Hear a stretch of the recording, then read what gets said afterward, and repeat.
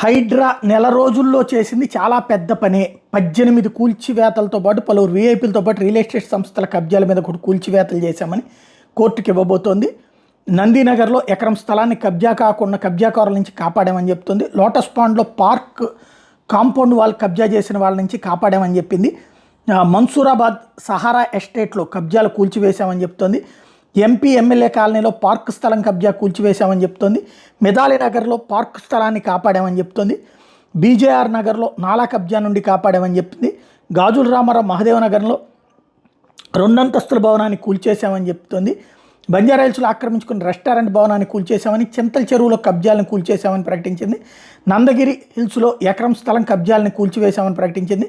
Nandagiri hills కబ్జాలను అడ్డుకునేందుకు వచ్చిన MLA Danam Nagender మీద కేసు నమోదు చేశామని ప్రకటించింది.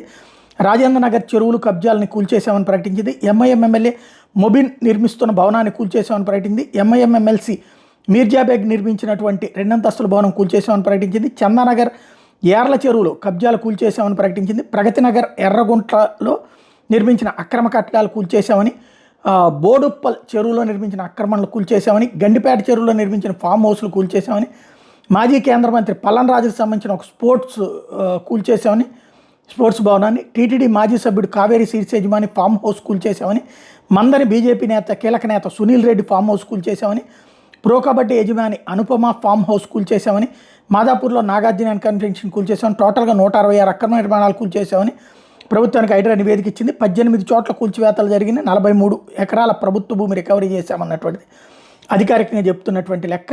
వాటిని ఇప్పుడు న్యాయస్థానానికి సబ్మిట్ చేయబోతున్నారు.